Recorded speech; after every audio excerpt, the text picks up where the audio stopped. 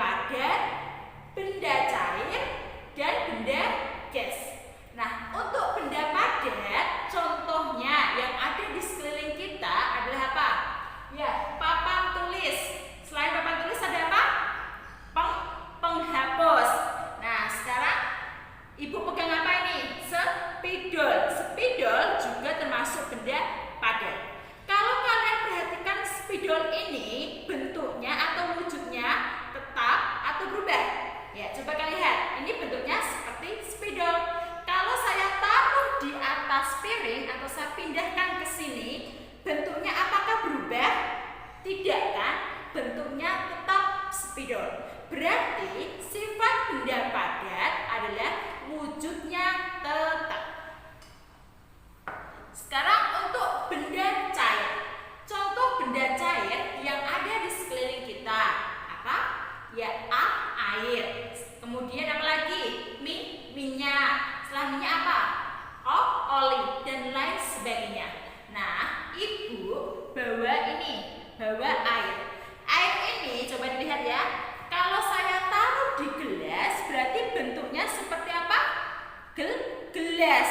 Kalau saja air ini saya pindahkan ke piring. Nah, berarti kalau kalian melihat air ini bentuknya seperti apa? Ya seperti piring. Berarti sifat dari benda cair adalah menyesuaikan wadah atau tempatnya. Kemudian untuk benda yang ketiga adalah benda gas. Coba ketika kalian bernapas, kalian hirup, kemudian kalian hembuskan, apa yang kalian hirup? Ya, udara. Selain udara apa lagi? Angin. Meskipun kalian tidak bisa melihat udara, angin, tapi kalian bisa merasakan. Nah, Ibu di sini pegang balon. Balon ini sudah Ibu tiup. Berarti Ibu sudah memasukkan udara ke dalam balon. Ini membuktikan bahwa benda gas wujudnya itu menyerupai tempatnya. Tadi gas yang awalnya tidak terlihat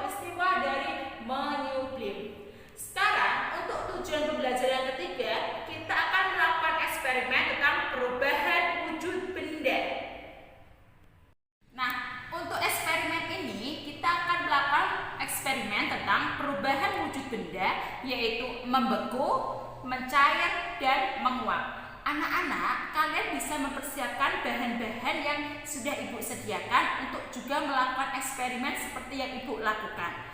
Adapun bahan-bahannya adalah 1. Korek api. Yang kedua ada sendok, ada lilin, kemudian ada air. Untuk eksperimen yang pertama, nah ini ada lilin. Lilin ini akan Ibu panaskan. Nah, sekarang coba kalian perhatikan apa yang terjadi. Lilin ini lama-kelamaan akan mencair, ya.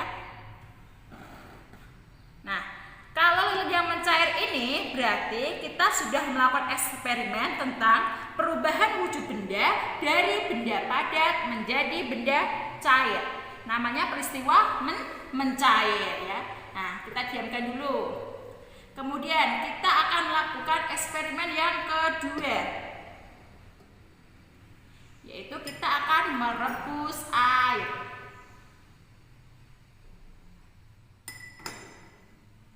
Ya, bisa diperhatikan ya sambil mengikuti eksperimen dari Ibu. Coba kalian perhatikan apa yang terjadi ketika air ini Ibu rebus. Sambil menunggu. Nah, di sini sudah kelihatan gelembung-gelembungnya kan? Coba, apakah kalian juga sudah terlihat gelembung-gelembung airnya? Ya sudah, berarti air ini sudah mendidih. Coba kalian perhatikan, air yang mendidih ini, kalian lihat, di situ akan menghasilkan uap. Nah, uap itu adalah gas. Di sini berarti terjadi perubahan wujud dari benda cair menjadi benda gas yang disebut dengan peristiwa menguap, ya. Kalau kita diamkan lama-kelamaan air ini akan habis. Sudah ya, sudah.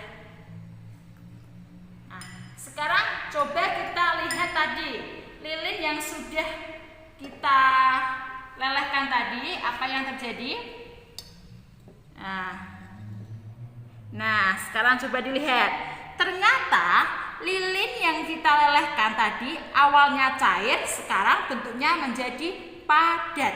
Berarti ini menunjukkan peristiwa perubahan wujud benda, yaitu membeku, karena dia berubah dari yang awalnya cair menjadi benda padat.